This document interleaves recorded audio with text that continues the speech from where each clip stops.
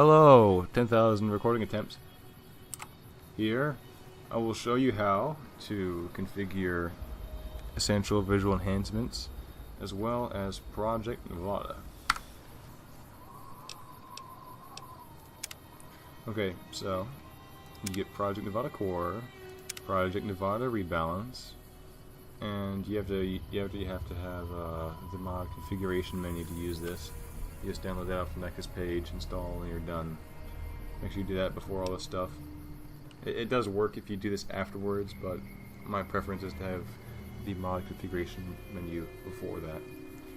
Anywho, once you've done that, go over here to Project Nevada Core, and these are all your functions for the core module. Bullet time, dynamic crosshair. So bullet time is when time slows down, you press a key, everyone knows that. Dynamic crosshair is if you're crouching, standing, jumping. If you're shooting or you're not shooting, your crosshair will move around a bit. Here, I'll show you that.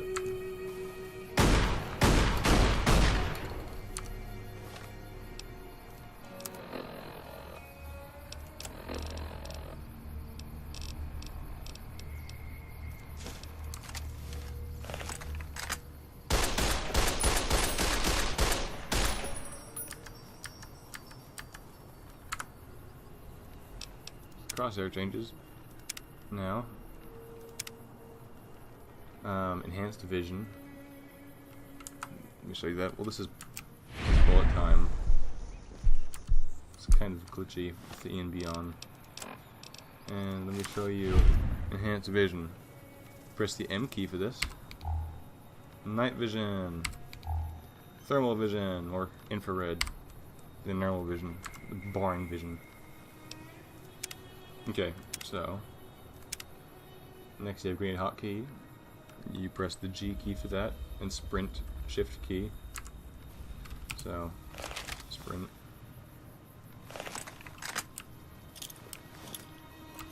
And grenade hotkey.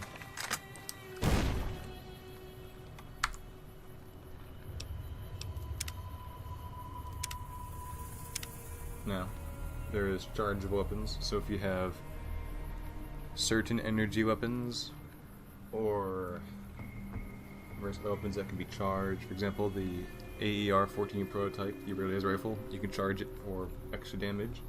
Enhanced stealth field. This is basically, it shows a little thing on your screen when you're using a stealth boy. It tells you how much time you have left. It's useful. Enhanced zoom is you can zoom in and out of a scope. You can change the zooming range.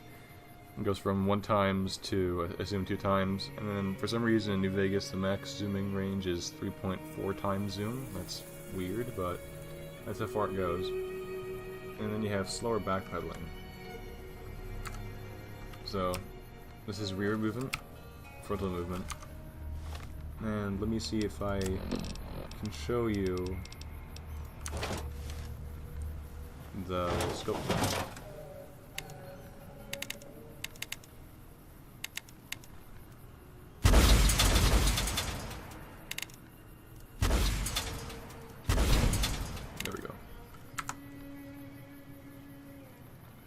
And the game pretends to freeze on me.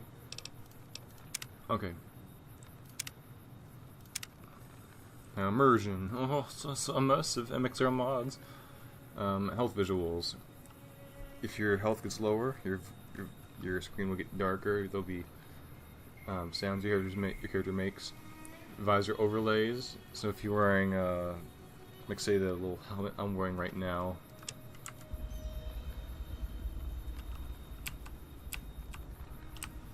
For some reason my frame rate's awful with D&D when I record, but not when I don't. It doesn't make any sense.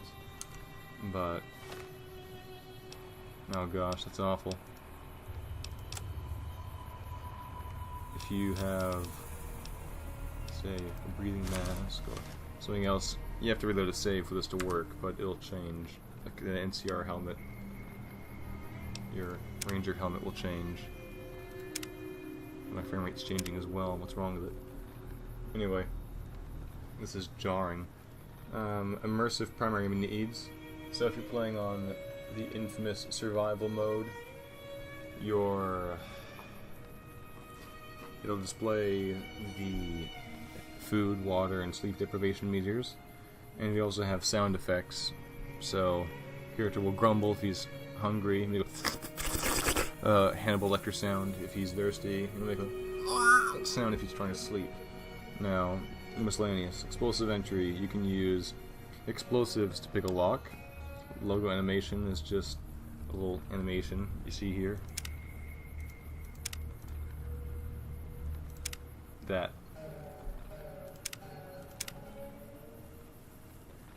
Inventory sorter attaches a little item like weapon, aid, quest to items in inventory. Now, settings. These are the keys I've bound. Nothing fancy here. Just bind it yourself. Quick select. Grenades are G. Well, this is if you want to switch to it quickly on the fly. What you want to do. I just press H a couple times, cycle through them. And then these are the little indicators you can have on your HUD. So visor borders would display like the borders of your helmet, or rings of a glass's frame.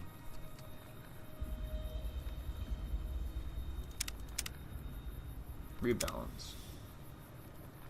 Now, you can change how much experience you gain upon leveling up.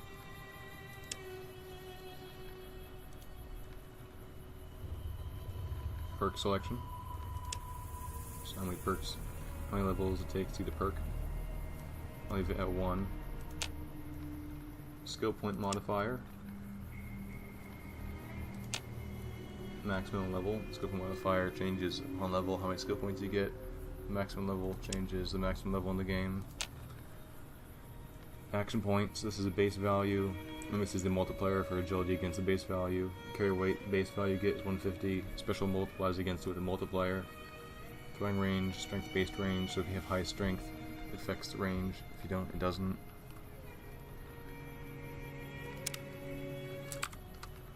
Poke. Okay, so this is the damage and combat section of Project Divine Rebalance.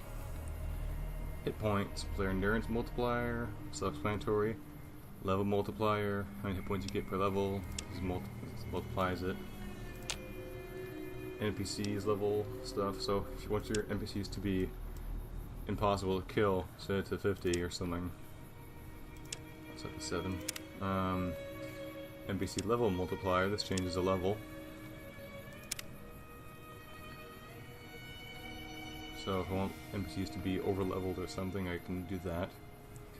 This is damage threshold, minimum damage. So, minimum damage you receive is 10%. So if an enemy does 100 damage, and you can somehow block all 100 damage points, you will only receive 10% damage instead of 0 because they did do an attack against you. Head damage threshold helmet requirement. So you can your head will receive less damage if you have a helmet, and more damage if you don't have a helmet. Damage, skill points, skill damage influence, that's what I meant to say. Skill damage influence is your skill's effect on damage, so if I put it to 100, it means it's completely skill bound. So if an anti-material rifle does 100 damage at 100 guns and you have 0 guns, it's not going to do as much damage as it normally would. Limb damage transfer, that's how much damage a limb receives. Environmental hazards, radiation gain, because I'm tired of using RadAway. This is how much radiation you receive, so 400% means you receive 4 times radiation, and 40 obviously means 0.4 times. Stay falling height, this is how high you can, this is the height you can fall in which you receive damage. So 870 means I have to travel 870 in-game units of measurement to receive fall damage. Explosives, enemy knockdown, so if you dynamite knocks enemy over, it's hilarious, everyone loves it, you have a great celebration. Explosions, ringing ear effects, so you hear a nice little resounding pain in your ears, that's not tinnitus. And auto aim, I don't have experience with this, I just leave it as default. And a weapon condition. This is the damage penalty.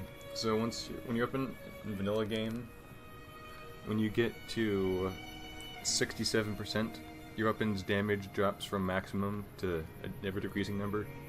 If you set this to 20, it means that my weapons will now start having that issue at 20% quality or stability or condition. That's what I was looking for. So if I set this to 1%, it means if my weapon's at 2% damage, I still do max damage. If it's 1%, I start seeing drop-offs. If I do 100%, it means my weapon will never do perfect damage unless it's at 100%. And let's do default for Project Novato, which is 20%, pretty generous. Now, stealth and movement. Movement speed. This is running multiplayer for sprint. This is holster multiplayer, so if your weapon is, if you hold down R or hold X for Xbox and I think square for PlayStation to holster your weapon, that's your movement speed. This is your speed with one crippled limb or two crippled limbs, your legs. Sneak, stealth profile, so you have vanilla, harder, experimental, default. Default is vanilla. Sorry, harder. And experimental detection AI. This makes the AI more observant or makes stealth more difficult. Loot rarity. Food. These are spawn chances of different food items, so this means there's a 100% chance of an enemy spawning a very common food item if their inventory would spawn a food item. And because I'm pretty stupid and set everything to high chance, it'll have an equally high chance for everything, which is pretty weird. So let's say I decrease everything. There, I have 100% chance of a very rare spawn and a 64% chance of a very common. So default 25. Ammo, this is just spawn chance for common ammunition. So, like, let's say you go to an ammo box and you normally have 24 10mm rounds. This ensures that there is a spawn chance of that 10mm round. So, like, say if it was lagging, if it was 10%, there'd be a 10% chance of an ammo spawn in that certain container or on the NPC affected.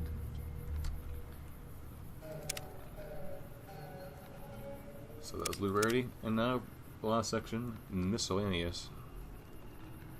Primary needs, so food healing. This allows you to heal your hit points with food. Survival-based rates. This is for hardcore mode, or if you want to do hardcore mode stuff in default. So you have hunger, thirst, and sleep. Degradation, the meters during the day. I assume you have to use hardcore. I don't think you can do it without it. HUD, karma messages, yes. So if you, I don't know, kill Benny, you win the lotto, and karma. If you stub an innocent traveler's toe, the town will kill you. If you steal a fork, the town will kill you. Standard Fallout stuff. Sneak indicator. So if you crouch, it says hidden, detected, stuff like that. Gore, my favorite. Your favorite. That's why you play Fallout. Anyway, dismember chance. This is the chance for an NPC to be dismembered upon death. So if you shoot somebody's head off with an anti-material rifle, this is the chance that their limb, in this case their head, will come off. And explode chance is when, say, bloody mess, if you shoot somebody out of a shotgun at point blank and he has nothing on him, he just explodes into a gory vapor of hilarity. This is the chance for the explosion to occur. So if I set this to 100, it means every single NPC I kill will explode into a red haze. If I set it to 5%, 1% chance, it means it's very rare for an NPC to explode. And again, I messed up. You need that. You need Bloody Mess perk for this to work properly, if I am not mistaken. Repair. So this allows an alternate repair system. So for example, you won't be able to repair your I don't know, weapon with another weapon, a different weapon. So this may counteract jury rigging to some degree. You won't be able to repair an anti-material with a baseball bat anymore. You can never do that anyway. You can repair weapons with scrap metal, I believe, in this system. but you also have to go through some extra hoops to repair your weapon. So if you're going for a more survival-oriented game, you can finagle with this. And then death physics. When you kill an NPC, the ragdoll initiates where the body goes limp and flops around, and I don't know, there's a conga line. If you have this at, say, 10, that's the force multiplier is really low. So if you say shoot a guy with a shotgun, the default is 1, and if you want to have a hilarious experience, you can set it to 10, where everyone flies off in the distance. It's wonderful. If you set it really low, then they'll just crumple over and not do much. It won't be very fancy. And that's pretty much it. The Project Nevada core has features, settings, and Project Nevada's rebalances character, damage combat, stealth and movement, loot rarity, miscellaneous. And I'm not sure if Essential Visual Enhancements has a menu. It may have it. I'm not sure if I damaged it somehow by reinstalling Project Nevada. I did get an error by doing that because I messed up another mod. Anyway, that's not the point. I will try to get an ENB tutorial, but I'm not sure if it'll work properly, because when you install an ENB, there are two main ways you can do it: through a wrapper and an injector. A wrapper is a file that goes into your main directory, so when you launch a game, it sees it and injects it automatically. An injector is where you have to launch a file manually. If you have the injector version and you don't run the injector and run the game, your ENB won't be there. So if you want to do that, but for some reason I can't get wrapper to work, only injector, and then only certain things will work. That's pretty much it.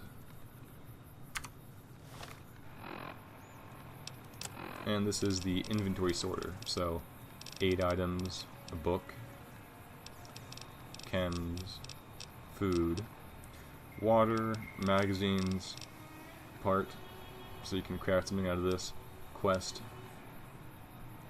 That's pretty awesome. And then, say, case, so weapon case things, ammunition casings, currency, weapon modifications, parts, as before, quest items, and so and such. And open menu. And it also applies to various items. There is not one for weapons, if I am correct. There may be an add-on for that. I'm unsure. That is it. And have a good day. If you wish to see more content or want to request a certain mod install or X, Y, or Z, please let me know. That is all. Have a nice day. The reason why my frame rate's pretty awful right now, see here, it's terrible. That's because my screen recorder doesn't like the ENB right now. If I use it without ENB, it works just fine. So if you're concerned whether or not you want to use an ENB, I do have a video that discusses the pros and cons of using an ENB. So if you wish to go through the annoying task of installing it and then dealing with issues you can have, for example, Steam overlay in-game, game overlay is disabled because otherwise the ground is transparent and it's pretty awful looking. It's like a wireframe on certain parts, certain textures. And I also have some mods to get the ENB performing properly. That is all. Have a good day.